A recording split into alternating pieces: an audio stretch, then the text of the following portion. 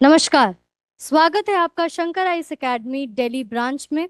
It is an end to end solution to all your academic needs. इस module में हम current affairs discuss करते हैं और डेली एनालिसिस करते हैं। ठीक है, हम लोग थोड़ा सा क्वेश्चंस भी इसमें हमने मॉड्यूल में इंटीग्रेट किया है। इसको भी हम थोड़ा सॉल्व करते हैं, देखते हैं और डिस्कस करते हैं। ठीक है, तो चलिए स्टार्ट करते हैं। इस मॉड्यूल को स्टार्ट करने से पहले मैं आपसे पूछना चाहती हूँ कि डियर एस्पिरेंट्स, आई होप आप फिजिकली मेंटली फिट हैं, आप डिस्ट्रैक्शन से दूर हैं और आप अपने प्रिपरेशन में कंसिस्टेंसी को मेंटेन कर रहे हैं। तो चलिए फाइनली हम इस मॉड्यूल को स्टार्ट करते हैं। करंट अफेयर के स्टार्ट करने से पहले मैं बता दूं, अगर आपको ये मॉड्यूल पसंद आ रहे हैं, ऐसे series of videos of current affairs पसंद आ रहे हैं, तो प्लीज़ लाइक करें, अपने दोस्तों के साथ शेयर करें। कोई फीडबैक है, कोई डाउट है तो कमेंट करें। We will answer to all your doubts, all your comments. Okay, तो moving on, these are few of the topics जो आज हम डिस्कस करने वाले हैं। ठीक है, ये कुछ टॉपिक्स है जिसको हम डिस्कस करने वाले हैं। सबसे पहला टॉपिक जो हिरोशिमा नागासाकी में ब्लास्ट हुआ था रिसेंटली, क्या हुआ है कि एक पब्लिकेशन में वो चीज़ को मेंशन किया गया है कि उनके जो मालवे मलबे बचे, जो अवशेष बचा, जो खंडित हो गया था, तो उसमें basically they have found a new alloy. तो इसके बारे में हम थोड़ा डिस्कस करने वाले हैं। नेक्स्ट टॉपिक जो हम डिस्कस करने वाले हैं, जो यूरोप में इतने वाइल्ड फायर्स हो रहे हैं, इनके क्या कारण हो सकते हैं। जैसे हमने पिछले कुछ मॉड्यूल्स, पिछले वीडियोस में डिस्कस करा था कि स्पेन में नेशनल इमरजेंसी भी लगा दी गई है इस चक्कर में। तो बेसिकली यहाँ पे हो क्या रहा है, तो इसके बारे में भी हम थोड़ा सा बात करेंगे, चर्चा करेंगे, डिस्कस करेंगे। और अगर नेक्स्ट हम लोग टॉपिक देखें तो ड्रग फ्री यूथ के बारे में थोड़ा डिस्कस करेंगे। प्रधानमंत्री जी ने कुछ इसके ऊपर कुछ स्टेटमेंट दिया था, एंड इसके साथ साथ होम मिनिस्टर ने कुछ स्टेप्स लिए हैं इसको लागू करने के लिए। तो इस चीज़ को भी हम लोग थोड़ा सा इन डिटेल में डिस्कस करेंगे। एंड अगला अगर हम टॉपिक देखें तो गवर्नमेंट जो स्कूल्स हैं वो बंद होते हुए दिखाई दे रहे हैं, उनमें एक घटता हुआ नंबर दिखता चला जा रहा है। उसका क्या ट्रेंड है, क्यों हो रहा है, एडमिनिस्ट्रेटिव रीजंस है, क्या रीजंस है, तो वो सब भी हम थोड़ा डिस्कस करेंगे। और फाइनली हर मॉड्यूल में जैसे हम डिस्कस करते हैं प्रीलिम्स फोकस कुछ टॉपिक्स को, तो उस पे भी हम थोड़ा सा डिस्कस करेंगे, उस पर थोड़ा सा चर्चा होगी।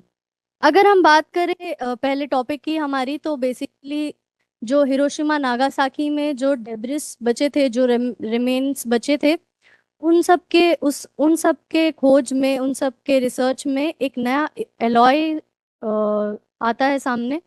और इस एलॉय के बारे में ही हम थोड़ा जानेंगे, because it is an unknown. इसका जितना भी कैरेक्टरिस्टिक्स है वो किसी किसी चीज़ों से मैच करता है, बट बहुत हद तक बहुत ही ज़्यादा डिफरेंट देखा गया है इस एलॉय को। ठीक है, वाई इन न्यूज, जैसे मैंने आपको पहले ही बता दिया कि researchers have been discussing a previously unknown metal alloy जो कि पाया गया, ठीक है, हिरोशिमाइट में। ठीक है, तो ये हिरोशिमाइट तब फॉर्म हुआ था जब 1945 में जब हिरोशी एटॉमिक बॉम्ब का हमला हुआ, तो उसमें ये एज अ डेब्री फॉर्म हुआ था। इसी के अंदर अंदर अगर हम देखें तो हमें एक एलॉय मिलता है जो कि बहुत ही ज़्यादा अननोन है टू द प्रीवियस जितने भी मेलॉय एलॉय के बारे में हमें पता थी। ठीक है, ये फाइंडिंग्स जो है वो जुलाई 2026 में पब्लिश की गई है, तो इसीलिए ये थोड़ा सा इम्पोर्टेंट हो जाता है करंट अफेयर्स को लेकर के। ठीक है, की फाइंडिंग्स अगर देखें तो इट इज अलॉय के बारे में, it is a micrometer sized metallic grain embedded with this debris, जिसके बारे में हमने थोड़ा बात करा, मैंने इसको मेंशन करा। एंड अगर इस अलॉय में देखें तो बहुत सारे मेटल्स देखने को मिलते हैं, जैसे आयरन हो गया, मैग्नीज हो गया, निकल हो गया, क्रोमियम हो गया। तो ये सब कुछ मेटल्स हैं जो इस अलॉय में मिलते हैं, देखे गए हैं, ऑब्जर्व किए गए हैं। और ये पहले अननोन रह चुके हैं। इनके बारे में मतलब इस टाइप के अलॉय के बारे में कभी भी ज़्यादा मतलब देर इज नो इन्फॉर्मेशन, तो it is very brand new and a very unknown alloy. ठीक है, व्हाट इज हिरोशिमाइट, इसके बारे में हम थोड़ा डिस्कस अब कर कि it is a glass like Beed, जो कि हिरोशिमा एटॉमिक एक्सप्लोजन में जो कि 95 में हुआ था, इस समय पे इस डेब्रिस को पाया गया। ठीक है, अगर देखा जाए तो ये कैसे क्रिएट हुआ था, सबसे पहले एक्सट्रीम हीट के वजह से जो सॉइल था, कंक्रीट था, ये सब वेपोराइज हो गया था। तो इस वेपोराइजेशन के प्रोसेस में ही कहीं ना कहीं फॉर्म हुआ। एंड उसके बाद जो कूलिंग हुई, पहले तो एक्सट्रीम हीट के वजह से देवर इन मॉल्टन स्टेट, एंड उसके बाद एक सडन कूलिंग के वजह से ये जो हिरोशिमाइट है इसका फॉर्मेशन होता है, इसका ये ऐसे बनते हैं, ठीक है। अगर हम देखें तो ये केमिकली और physically conditions during the nuclear blast को बताता है, थोड़ा डिटेल में बताता है कि बेसिकली उस टाइम पे केमिकली क्या क्या हुआ, फिजिकली क्या क्या हुआ। तो ये सब चीज़ के बारे में हमें थोड़ा एक आइडिया प्रोवाइड करता है, ठीक है।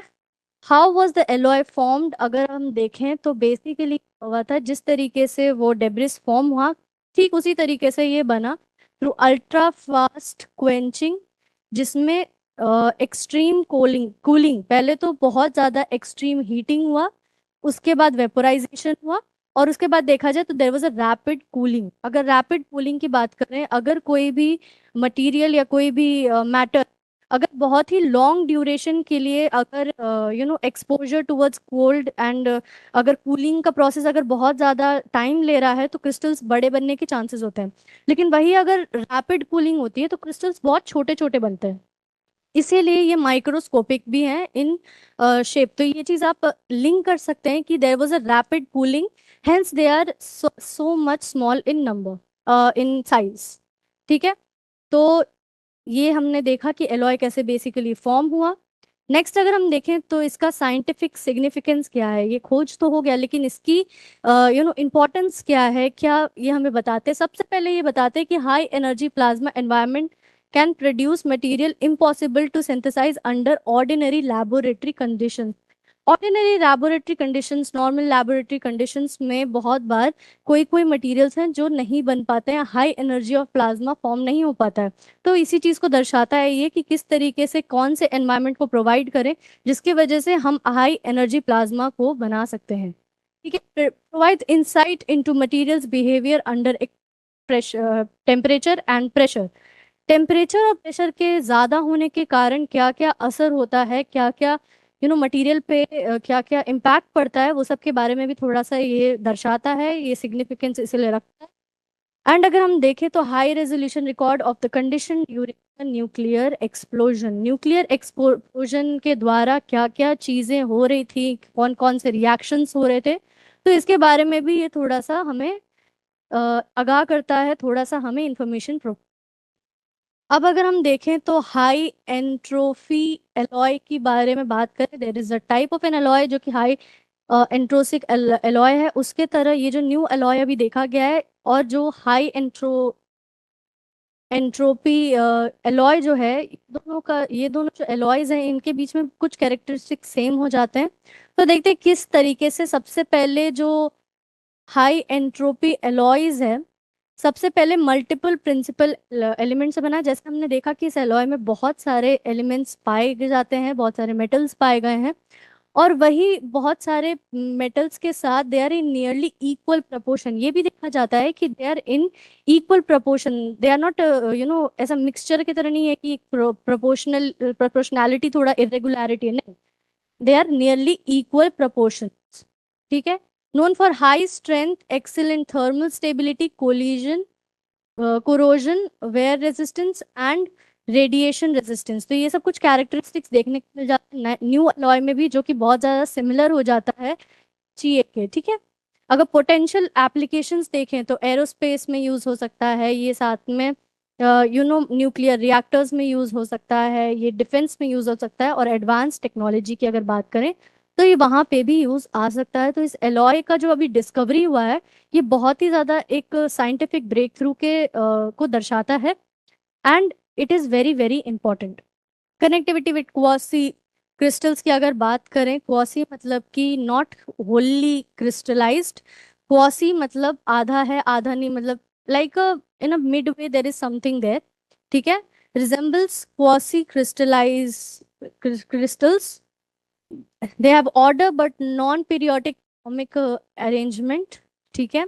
अगर कुछ प्रॉपर्टीज देखी जाए क्वासी क्रिस्टल की जो कि न्यू अलॉय के साथ क्लैश खाती है, जो सेम है, तो देखा जाए तो हाई हार्डीनेस, बहुत ही ज़्यादा सख्त होते हैं, फ्रिक्शन बहुत कम होता है, हीट जो कंडक्टिविटी है वो बहुत ही ज़्यादा पुअर है, और हाई वेयर रेजिस्टेंस भी देखने को मिलता है। तो ये कुछ ऐसे कैरेक्टरिस्टिक्स हैं जो हमने देखा कि क्वासी क्रिस्टल, ये जो न्यू एलॉय जो हमने अभी डिस्कवर करा है, ये कॉसी क्रिस्टल भी है, और ये साथ साथ में हाई एंट्रोपी एलॉय भी है। तो ये सब चीज़ हमें कुछ देखने को मिल जाती है। अगर हम इसी टॉपिक पे हम एक क्वेश्चन सॉल्व कर लेते हैं कि it is related to the debris जो भी पाया गया। First of all, the alloy was discovered inside glass like beads known as hiroshimaite, formed due to rapid cooling of vaporized urban materials after the nuclear explosion. So yes, it is true. The alloy share characteristics with high entropy alloy, which are typically composed of several principal elements, are valued for their high strength and stability. So yes, it is also correct. तीसरा statement देखते हैं, quasi crystal possess a perfectly periodic atomic arrangement similar to conventional crystals. So no, जो periodic इसमें बोला गया, we know that there is a order but there is no periodic arrangement of atomic arrangement periodic नहीं है। तो ये वाला जो स्टेटमेंट है वो गलत हो जाता है, इसलिए हमारा आंसर ए है 1 और 2। नेक्स्ट टॉपिक की बात करें, हम लोग अभी यूरोपियन में जो वाइल्ड फायर इतना ज़्यादा तादाद में हो रहा है, इस चीज़ के ऊपर ये आर्टिकल है। ठीक है, Europe is witnessing record-breaking wildfires during the 2026 summers। देखा जा रहा है कि क्लाइमेट चेंज के वजह से कितने हद तक, क्या मतलब इतना जो वाइल्ड फायर हो रहा है, ये सब चीज़ बहुत ही ज़्यादा तादाद में देखा गया है। And they have seen wild Fyers but not at this magnitude. तो वो चीज़ देखा जा रहा है particularly in France and Spain. Spain में तो नेशनल इमरजेंसी ही लगा दी गई है, और फ्रांस में बहुत ही लोगों को उनको डिस्प्लेस कर दिया गया है, उनको एक जगह से दूसरी जगह डिस्प्लेस कर दिया गया है ताकि वो अपनी सेफ्टी इंश्योर कर सकें। एंड ये बेसिकली एक्सट्रीम हीट और क्लाइमेट चेंज का असर हो सकता है। तो इस चीज़ पे हम, ये एक आर्टिकल आई है, ये 2-3 दिन से न्यूज़ में रह चुका है, तो इसीलिए इम्पोर्टेंस थोड़ा रखता है when it comes to UPSC preparation. Over 91,000 acres of land burned in 2026। अगर देखा जाए तो ये अभी तक का सबसे ज्यादा बर्न होने वाला कंट्री देखा जा रहा है इन wild Fyers. Bordeaux wild fire has burned around 42,000 acres of pine forest and इनके भी बारे में हम थोड़ा चर्चा करेंगे कि किस तरीके से ये एक फ्यूल का काम करते हैं इस फायर्स में। ठीक है, 2.2 lakh people were temporarily evacuated in a displace कर दिया गया, the largest single wild life related evacuation in France जो कि देखा गया इस बार में। इससे यही पता चलता है कि जो इवैक्यूएशन है और जो तादाद है वाइल्ड फायर्स का, वो बढ़ते ही जा रहा है, और वो कितने सीवियर अमाउंट पे है। स्पेन की अगर हम बात करें तो 1.9 लाख हेक्टर्स जल चुके हैं एंड जून 2026 से, और देखा जाए तो it's second highest wild fire affected area since 2022। तो स्पेन भी कहीं ना कहीं बहुत ज़्यादा प्रॉब्लमेटिक सिचुएशन में है, नेशनल इमरजेंसी लगा दी गई है। और कार्बन एमिशन की अगर बात करें तो हम जानते हैं कि वाइल्ड फायर से कितने ज़्यादा कार्बन एमिशन हो सकता है, जिसको रिड्यूस करने के बहुत सारे कन्वेंशंस बनाए गए इंटरनेशनली ताकि इसको मॉनिटर कर सके। और ये वाइल्ड फायर कहीं ना कहीं जो कार्बन एमिशन है उनको बढ़ोतरी दे रहा है। ठीक है, 300 kilometres of carbon exceeding previous extreme wildfire years such as 2003 and 2022। तो वही चीज देखा गया कि कार्बन एमिशन का भी जो रेट है वो बहुत ही ज्यादा नंबर पे देखा जा रहा है। ठीक है, ये एक मैप है यूरोप का, यू कैन सी कि कितने हद तक ये you know this is the area of Spain and France where you can see the problem कि कहाँ कितने हद तक वाइल्ड फायर्स इफेक्ट कर रहे हैं। Why are the wild so severe, क्यों इतनी ज्यादा बढ़ोतरी देखने को मिल रही है, इतना ज्यादा डिस्ट्रक्शन देखने को मिल रहा है, वाइल्ड फायर कितने नंबर्स क्यों बढ़ रहे हैं? सबसे पहला रीजन है क्लाइमेट चेंज। क्लाइमेट चेंज की वजह से बहुत सारे प्रॉब्लम्स हुए हैं। Europe is experiencing more frequent and intensive heat waves.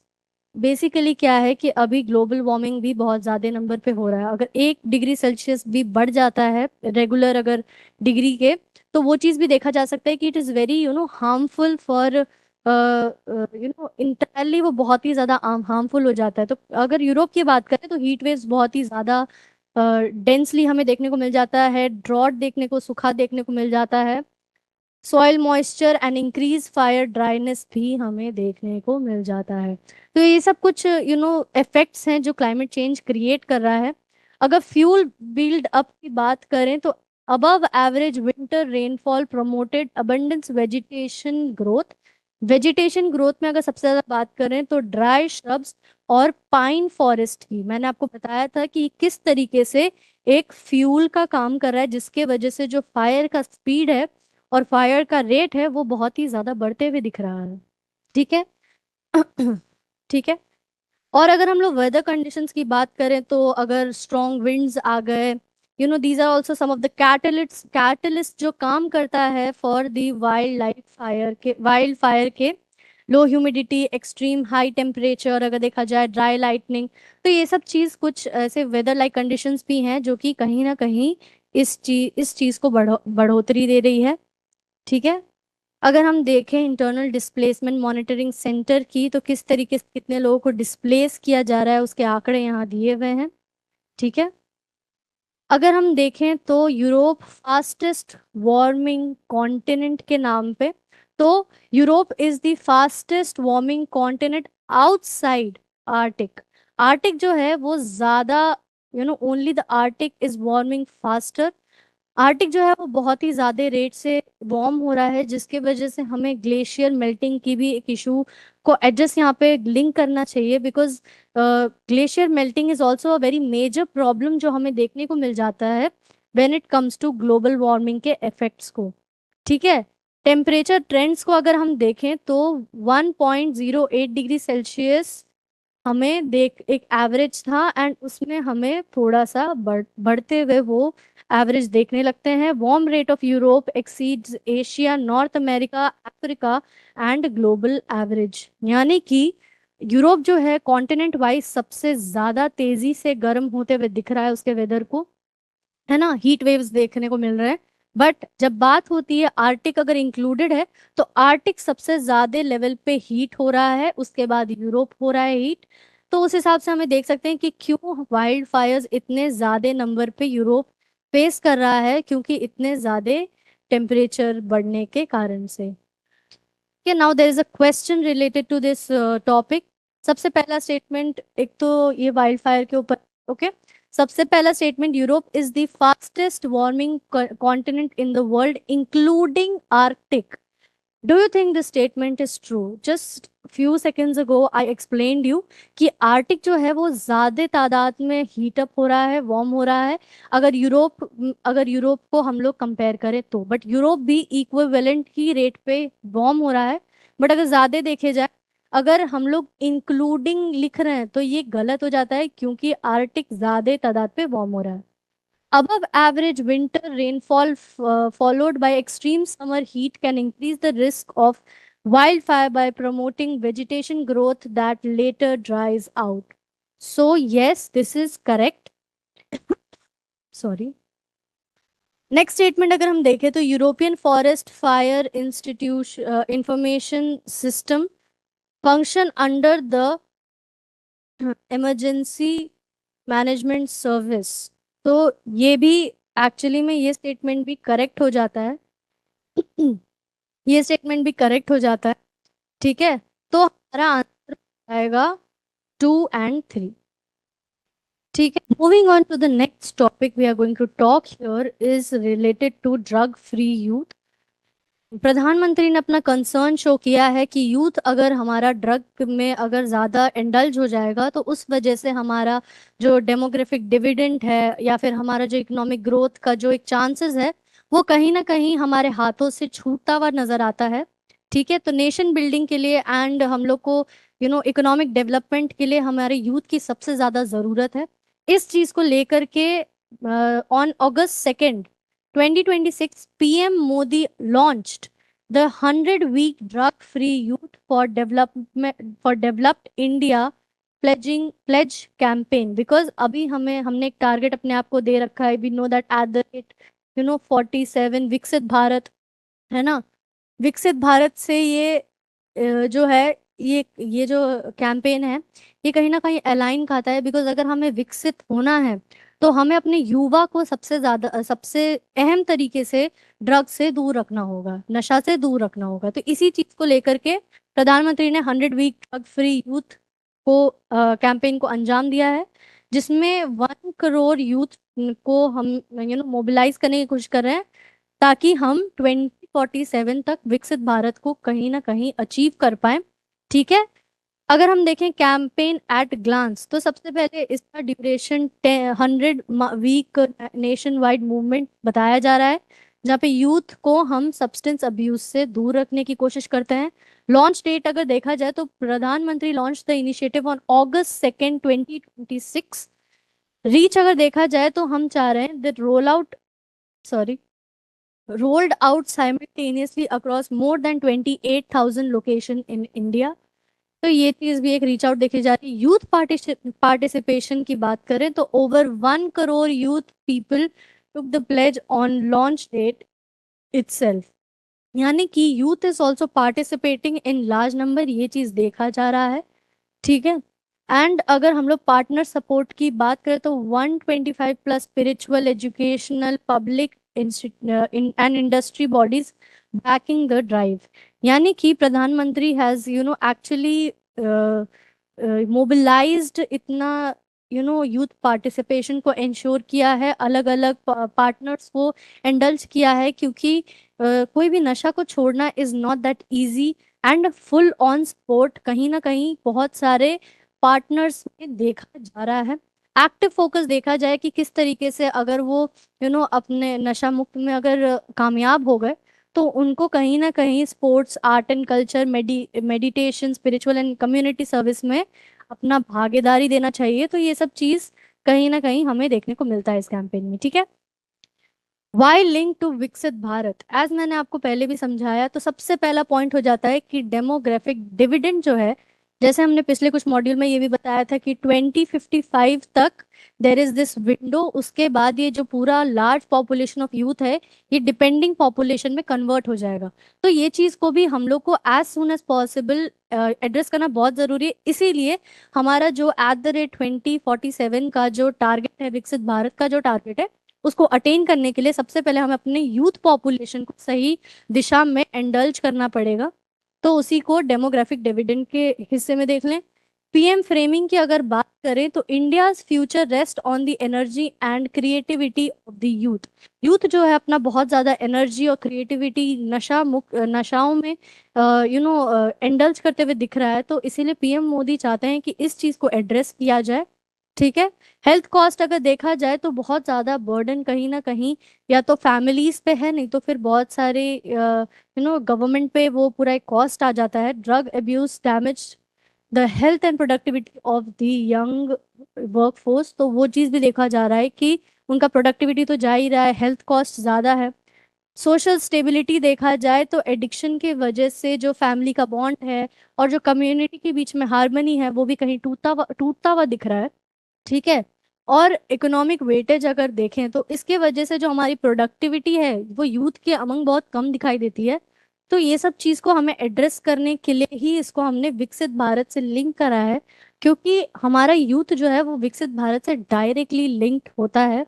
उसकी प्रोडक्टिविटी देखी जाए तो सिक्योरिटी कंसर्न अगर देखा जाए तो ड्रग ट्रैफिकिंग और जो ड्रग, अगर हम लोग आगे जाके शायद से पढ़ें गोल्डन क्रिसॉन्ट और गोल्डन ट्रायंगल के बारे में, जो इंडिया जो है वो इस चीज से घिरा हुआ है। तो फिर जो इंटरनेशनली जो ये पूरा जो flow of trafficking of drugs हो रहा है, तो वो चीज को भी कहीं ना कहीं हम लोग सिक्योरिटी कंसर्न देख सकते हैं, जो कि हमारे लिए इंटरनली भी और एक्सटर्नल सिक्योरिटी को थ्रेट ला सकता है। ठीक है। आगे बढ़ते हैं। 3 पिलर स्ट्रैटेजी जो कि देखा गया है, तो सबसे पहले डिमांड रिडक्शन, जो डिमांड ऑफ जहां से डिमांड उत्पन्न हो रहा है ड्रग का, उसको रिड्यूस करने का एक टारगेट लिया गया है इस कैंपेन में। दूसरा पिलर ये है कि सपोर्ट रिडक्शन भी देखा जा रहा है कि किस तरीके से जो एनफोर्समेंट है ऑफ जो ये चीज की जो ड्रग ट्रैफिकिंग है, उस चीज को लेकर के जो भी एनफोर्समेंट, जो भी लॉज है, उनको बहुत ही स्ट्रिक्ट तरीके से एनफोर्स किया जाए। हार्म रिडक्शन देखा जाए तो रिहैबिलिटेशन और रीइंटीग्रेशन सपोर्ट को और ज़्यादा स्ट्रेंथन किया जाए, इंटीग्रेट किया जाए। ठीक है। होल ऑफ सोसाइटी की जहाँ बात करते हैं तो गवर्नमेंट एक्शन के साथ साथ हमें स्पिरिचुअल, सिविल, एजुकेशनल, ये सब भी एस्पेक्ट्स और सेक्टर्स को हमें इंटीग्रेट करने का इसमें एक और एक पिलर है। यूथ सेंट्रिक देखा जाए तो यूथ को लेकर के जो भी reach those most at risk, जो हमें लगता है कि जैसे कुछ क्षेत्र हो गए, कुछ आंकड़े हो गए जिससे हमें पता चल जाएगा कि कुछ कुछ जगह बहुत ही ज्यादा कॉन्सेंट्रेटेड है ऑफ दीज यूथ, ज्यादातर जो एक्सप्लॉइट हो सकते हैं, तो उनको हम लोग थोड़ा सा एड्रेस कर लेंगे। एंड इकोसिस्टम अटैक अगर देखा जाए तो एंटायर जो ड्रग चेन है और जो ड्रग ट्रैफिकिंग है, उस चीज को कहीं ना कहीं एड्रेस कर सकें, क्योंकि वो बहुत ही ज्यादा थ्रेट हो जाता है हमारे लिए, नेशनल इंटरेस्ट के लिए बहुत ज्यादा थ्रेट हो जाता है। विजन डॉक्यूमेंट अगर देखें तो सबसे पहले इस डॉक्यूमेंट के तहत 2026 2029 अगर देखा जाए तो सबसे पहले होम मिनिस्टर अमित शाह ने 10th narcotics department epics meeting में इस चीज को इस डॉक्यूमेंट, विजन डॉक्यूमेंट को लॉन्च किया है। और इसके अगर हम लोग पिलर्स देखें तो सेम वही है कि इंटरनेशनल सप्लाईज हो गए या फिर जो फाइनेंशियल फेल हो गए, इसको आइडेंटिफाई कर सके। डिसरप्ट पिलर की जहाँ बात होती है तो जो ये लोकल डिस्ट्रीब्यूशन है और डिजिटल स्मगलिंग जो है, उस चीज को हम कम से कम कर सकें। ठीक है। और डिस्ट्रॉय अगर देखा जाए तो हम ये सब ऑर्गेनाइजेशन और क्राइम इकोसिस्टम है, इसको कहीं ना कहीं हम डिस्ट्रॉय कर सके, पूरी तरीके से खत्म होने की यहाँ बात होती है। ठीक है। डिजिटल फोकस की अगर बात करें तो क्रिप्टो हो गया, ये सब कुछ जो डिजिटल प्लेटफॉर्म हो गए जो एक्चुअली एक्सप्लॉइट कर रहे हैं हमारे यूथ को, उस चीज को भी कहीं इस फोकस में लाया गया इस विजन डॉक्यूमेंट में। और फाइनेंशियल एंगल अगर देखें, जो तो मनी फ्लोइंग है, उस चीज को भी हम कहीं ना कहीं एड्रेस कर सकें। ठीक है। फॉरेन से कुछ मनी अगर आ रहे हैं या फिर इंटरनली कोई मनी का इनफ्लो आउटफ्लो हो रहा है, तो वो चीज को अगर हम डिटेक्ट कर सकते हैं तो बहुत हद तक हमारी प्रॉब्लम बहुत ज्यादा कम हो जाती है। तो वो चीज इस विजन डॉक्यूमेंट में क्लियरली देखने को मिलता है। नेक्स्ट अगर हम देखें तो एक्शन प्लान में यही सब चीज फिर से दोहराया जा रहा है। ठीक है। एंटी नारकोटिक्स टास्क फोर्स को और ज्यादा ताकतवर बनाया जा रहा है, थोड़ा ऑटोनॉमी दिया जा रहा है ताकि वो ज्यादा ज्यादा इफेक्टिवली काम कर सके। ठीक है। बेटर कोऑर्डिनेशन, कहीं जो अलग अलग सेंटर और स्टेट के जो एनफोर्सिंग जो एजेंसीज है उनके बीच में कोऑपरेशन को मेंटेन करने की बात हो रही है। फोरेंसिक पुश की अगर बात करें तो जो साइंस एंड लैबोरेटरीज जो नारकोटिक्स में है, उनको भी इंटीग्रेट करने की बात हो रही है। फास्टर चार्ज शीट की अगर बात करें तो जो चार्ज शीट जिसके वजह से डिले जो है कोर्ट्स के, वो सब हम लोग जल्द से जल्द उनको कर सकें। कन्विक्शन फोकस अगर देखें तो हाई कन्विक्शन रेट देखने को मिलता है इस एक्ट के तहत। नारकोटिक्स के एक्ट का एक एक्ट है, तो उसके तहत।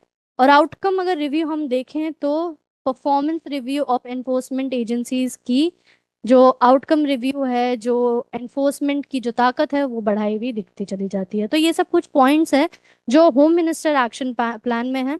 एनफोर्समेंट अगर रिकॉर्ड की बात करें तो there this whole slide is regarding the data की बेसिकली जो अभी जितने भी इम्प्लीमेंट हुए हैं उसमें क्या क्या आंकड़े आ रहे हैं सामने, और जो कि बहुत ही ज्यादा पॉजिटिव दिखते हुए दिख रहा है। ठीक है। सबसे पहले मैसिव सीजर की अगर हम बात करें तो 1.18 करोड़ केजी ऑफ ड्रग्स को सीज किया गया है, जिसमें अगर टोटल का देखा जाए तो इन कॉस्ट 1.84 लाख हो जाती है। डिस्ट्रक्शन ड्राइव की अगर हम बात करें तो 42.47 लाख केजी ऑफ ड्रग्स को डिस्ट्रॉय कर दिया गया है। केस केस रजिस्टर देखे तो 8.75 लाख के नार्कोटिक्स के केस रजिस्टर्ड हुए हैं। अरेस्ट अगर देखा जाए तो 10.97 लाख का अरेस्ट देखा गया है। रेज पिल अगर देखा जाए तो एनसीबी फर्स्ट एवर सीजर, जिसमें हमने ये 227.7 केजी देखा। ठीक है। और अगर हम देखें कोकेन और ये सब की, तो ये सब की जो तादाद है वो भी कहीं ना कहीं दिखती है कि किस तरीके से जो इम्प्लीमेंटेशन है इस पूरे कैंपेन का, वो बहुत ही ज्यादा पॉजिटिव एंगल में दिखता है। ठीक है।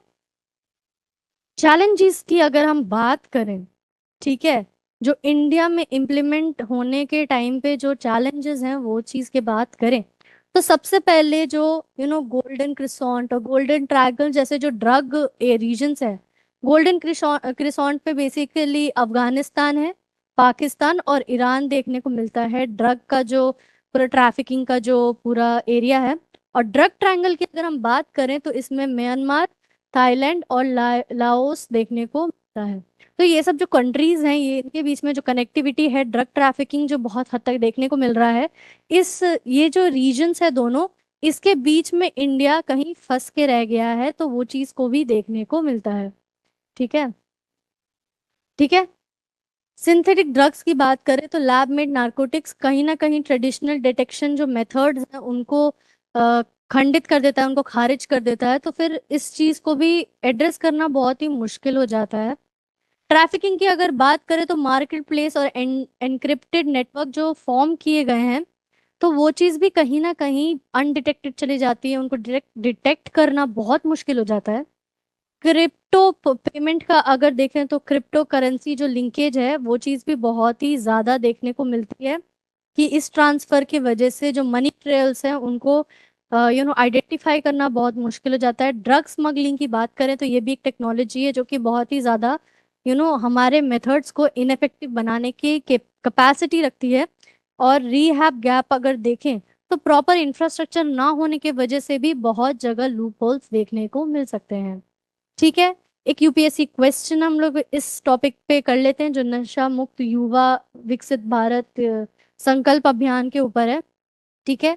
It is 100 week campaign focused on sports, art, culture, meditation and community service.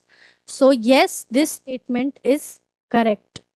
दूसरा स्टेटमेंट देखते हैं। The vision document on drug control was released by Prime Minister at the 10th NCORD Apex meeting. So no, it was actually published by Home Minister.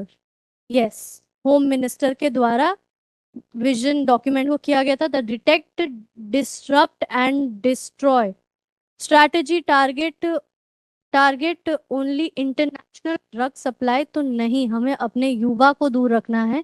ये internally भी drug का supply हो सकता है और ये एक्सटर्नली हो सकता है, तो ये भी गलत है।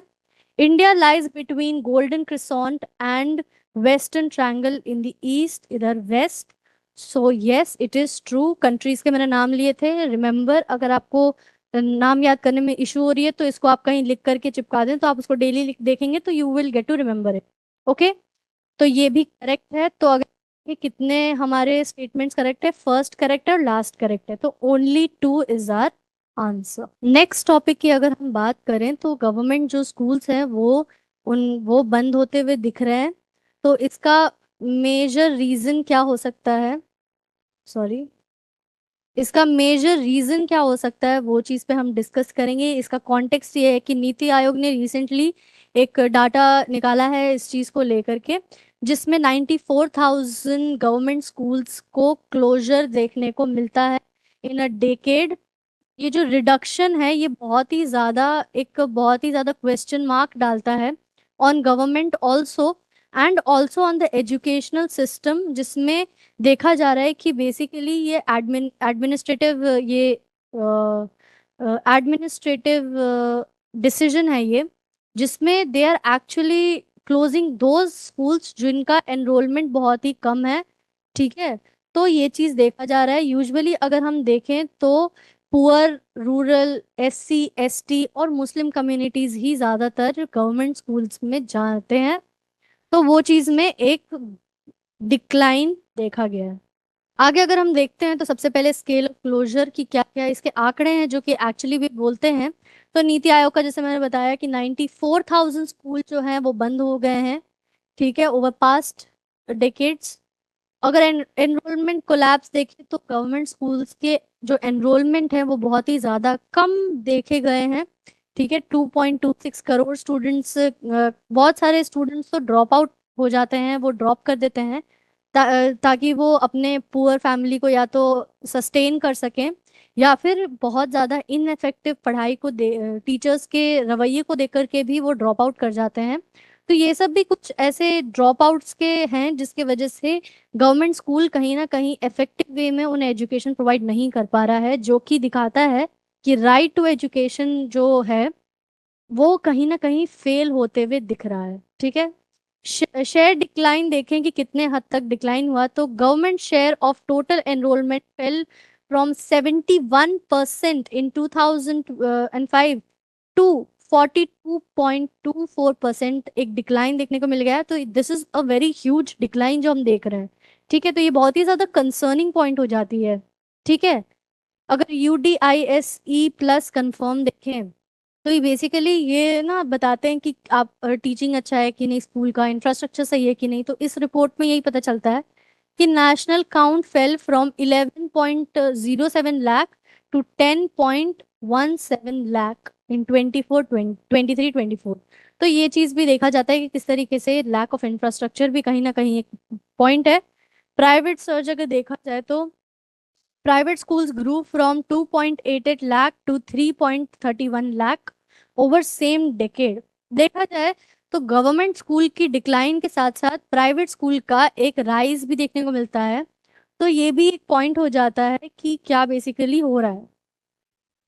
नॉट डेमोग्राफिक ड्रिफ्ट, अगर देखा जाए तो ये जो लोग हैं जो ड्रॉप आउट करके स्कूल से निकल जा रहे हैं, वो कहीं और एनरोल नहीं हो रहे हैं, वो ड्रॉप कर जा रहे हैं। दे आर इधर वो कहीं लेबर का काम कर रहे हैं या कुछ और काम कर रहे हैं। तो हमें ये देखने को मिलता है कि जो डेमोग्राफिक ड्रिफ्ट है वो चीज़ भी कहीं देखने को नहीं मिला गया। और ये जो पूरा डिसीजन है क्लोज करने का, वो माइग्रेशन या फिर पॉपुलेशन चेंज की वजह से नहीं है, वो बेसिक डिसीजन एडमिनिस्ट्रेटिव डिसीजन है। तो ये सब जो डिसीजंस हैं, तो ये सब हमें देखने को एक चीज के लिए ये मिलता है कि it is somehow very very concerning when it comes to addressing education rights of the people, जो कि गरीब घर से हैं, रूरल बैकग्राउंड है उनका। तो वो सब चीज को लेकर के एक स्केल ऑफ क्लोजर देखने को मिलता है कि अगर स्टैटिस्टिक हाइलाइट्स देखें स्केल ऑफ क्लोजर की, तो ये आंकड़ों के बारे में हम अभी जस्ट डिस्कस कर चुके हैं।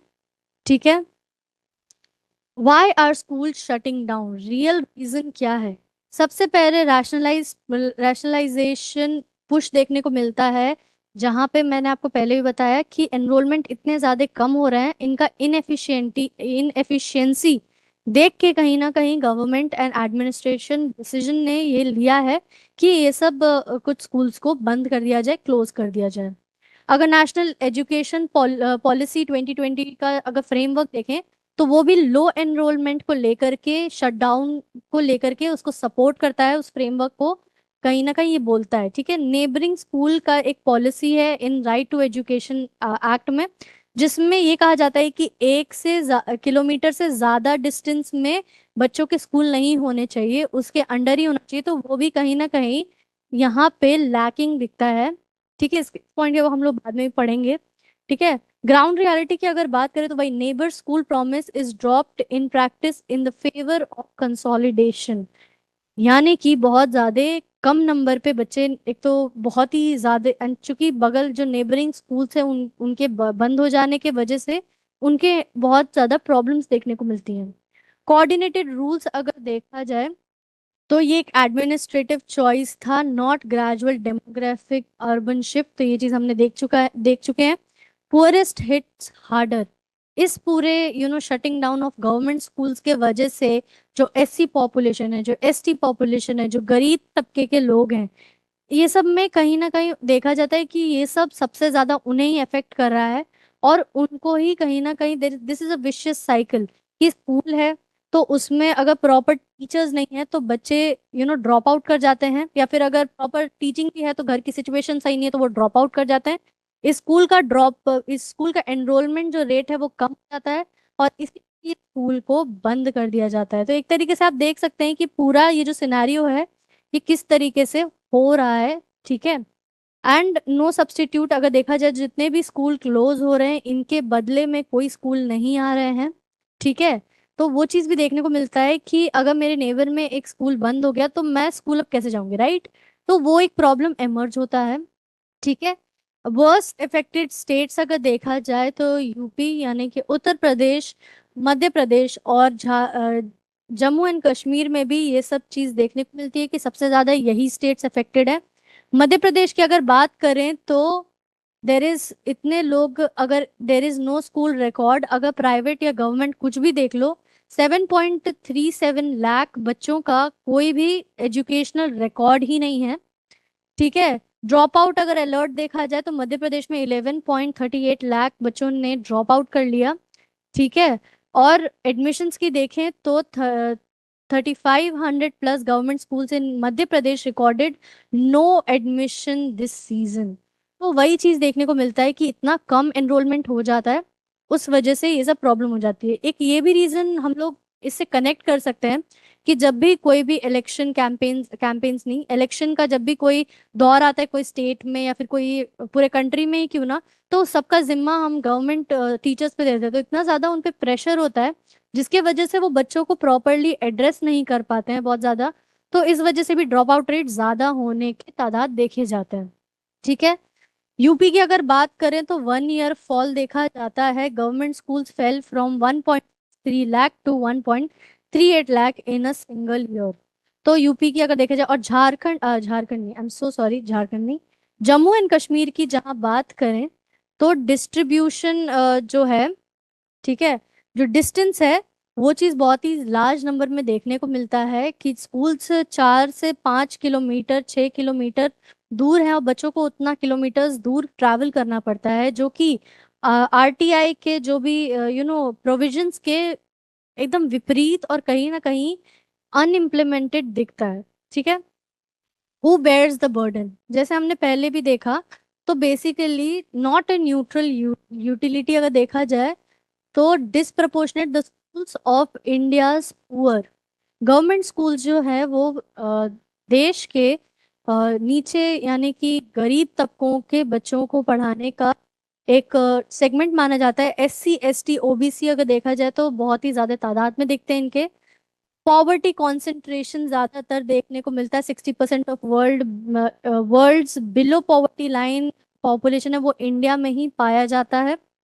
ठीक है। मुस्लिम एक्सक्लूजन अगर देखा जाए तो नेशनल सैंपल सर्वे 2019 ने ये देखा है कि मुस्लिम और SC ST house hold increasing cut off from nearest school. तो वही चीज देखा जा रहा है कि मुस्लिम्स भी कहीं ना कहीं इसमें शामिल हैं जो इनको प्रॉब्लम्स हो रहे हैं। और अगर दूर स्कूल है तो जो मेल चाइल्ड है, जो बच्चा है, वो आसानी से जा पा रहा है, बट जो गर्ल बच्चे जो फीमेल चाइल्ड है उनको कहीं ना कहीं रिस्ट्रिक्ट करते हुए देखा जा रहा है आंकड़े, कि लड़कियां ज्यादा दूर तक नहीं जा सकती पढ़ने के लिए, एक रिस्ट्रिक्शन बन जाता है उनपे।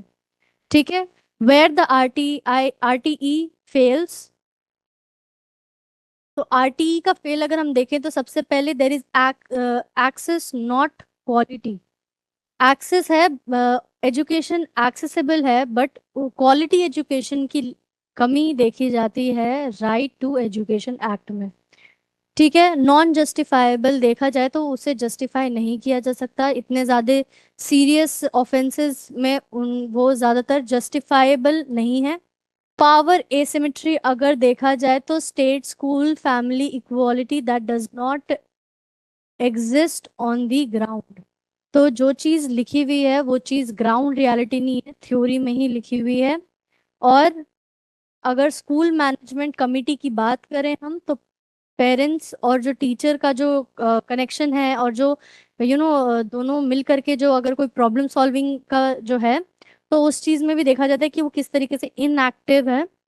ठीक है। स्टाफिंग ब्रीच अगर देखा जाए तो single teacher multi multi grade class technical violation देखने को मिलता है। स्टाफिंग के बहुत सारे इश्यूज होते हैं, सिंगल टीचर्स के ऊपर बहुत ज़्यादा बर्डन डाल दिया जाता है।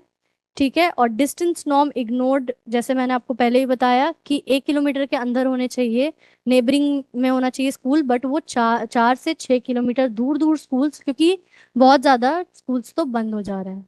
ठीक है। तो ये सब हमें देखने को मिलता है कि किस तरीके से राइट टू एजुकेशन एक्ट कहीं ना कहीं इफेक्टिव नहीं है। सेंटर और स्टेट के बीच में जो देखें तो कौन रिस्पॉन्सिबल है, बेसिकली एजुकेशन जो है वो कॉन्करेंट लिस्ट में आता है, यानी कि वो स्टेट और सेंटर दोनों के जिम्मेदारी में आता है। लेकिन वही अगर हम बात करें तो सेंटर बहुत बार स्टेट को ब्लेम कर देता है, ये कहते हुए कि state's responsibility not the centre's. ठीक है। Responsibility closure on states. ठीक है। आरटीई जो है वो सेंट्रली आरटीई तो बेसिकली सेंटर का ही लॉ है ना। तो RTE is central. The right to education act is a central act enforced in a union duty. तो देखा जाए तो सेंटर बहुत बार it's a centre's duty RTE. Conditional funds की अगर बात करें तो centre already condition school funding release on NEP implementation.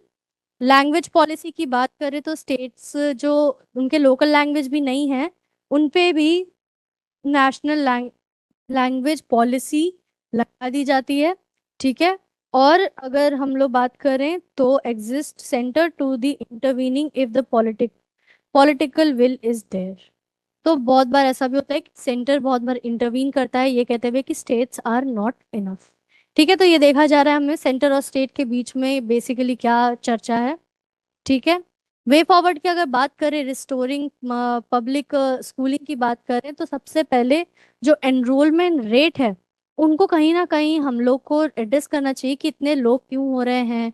या तो हमें ज़्यादा से ज़्यादा टीचर को अलॉट करना चाहिए क्योंकि एक सिंगल टीचर पे बहुत ज़्यादा बर्डन डाल देते हैं। तो एक ये सोल्यूशन उभर के आता है। नेबरहुड नॉर्म्स को रिस्टोर करने की बहुत ज़रूरत है। 1 किलोमीटर के अंदर स्कूल्स होने चाहिए। फिल वैकेंसी की अगर बात करें तो and single teacher multiple grade classroom.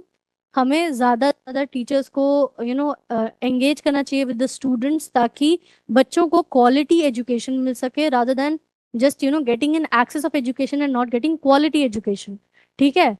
जो स्कूल मैनेजमेंट कमिटीज है उनको ज़्यादा ऑटोनॉमी दे दिया जाए उनको ज़्यादा इफेक्टिव बनाने के लिए उनको ज़्यादा स्ट्रेंथन कर दिया जाए। ठीक है। और आरटी के जो कुछ प्रोविजंस हैं उनको एक्सटेंसिवली उनको प्रॉपरली इम्प्लीमेंट किया जाए। ठीक है। And protect the poorest. जो पुअर तबके के लोग हैं उनको प्रोटेक्ट करने के लिए there should be a special safeguard for SC ST Muslim migrants and rural children. This is a mains question. आप स्क्रीनशॉट ले लें इसको सॉल्व करें। अगर आपको डिस्कस करना है तो आप इसको कमेंट में आके डिस्कस कर सकते हैं। अगर हम प्रीलिम्स बेस क्वेश्चंस हम लोग जैसे हर मॉड्यूल के लास्ट में हम डिस्कस करते हैं प्रीलिम्स बेस्ड टॉपिक्स को। तो ये हम कुछ टॉपिक्स हम करने वाले हैं। सबसे पहले है पिंगली वेंकैया के बारे में। He was a freedom fighter of India and इन्होंने डिजाइन किया था नेशनल इंडियन फ्लैग को। इनका जन्म 2 अगस्त 1876 में देखने को मिलता है आंध्र प्रदेश के गांव में। ठीक है। इस फ्लैग को गांधी जी ने भी अप्रूव करा था। ठीक है।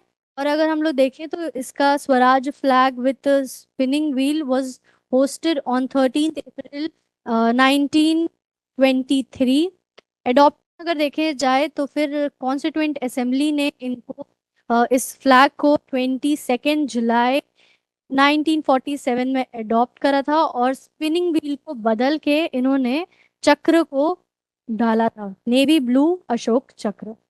Okay. Moving on to the next topic basically international airport के ऊपर है।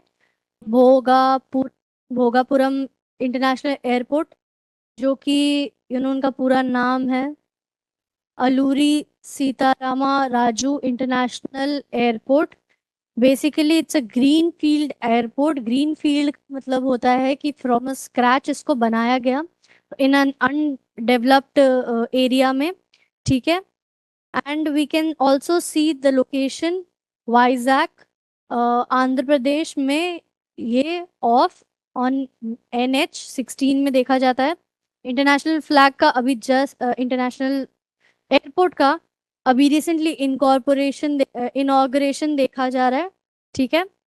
एंड हम देखें तो इसके ये जो नाम है अलूरी सीतारामा राजू इनका जो कंट्रीब्यूशन है वो रंपा रिबेलियन से रिलेटेड है जहाँ पे उन्होंने ब्रिटिशर्स से लड़ाई करी थी। ठीक है। अगर हम देखे जाए तो फिर there is one very important fact कि Uttar Pradesh has the most international flight 5 in India. तो ये एक फैक्ट हो जाता है जिसमें हम थोड़ा सा कंफ्यूज हो सकता है। So please remember Uttar Pradesh has the highest number of airports international airports.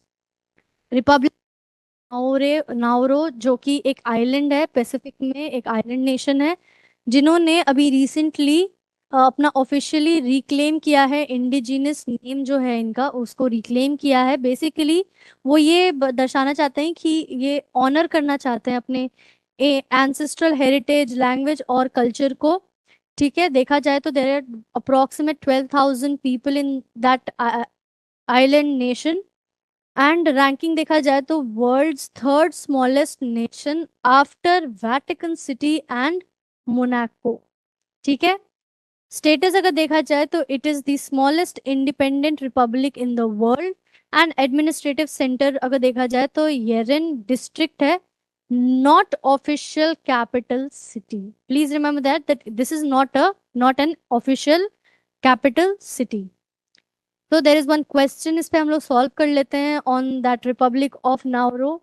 ठीक है, सबसे पहला पॉइंट है it is the world's third smallest nation after Vatican City and Monaco. So yes, it has reverted to its indigenous name from the colonial era name Nauru.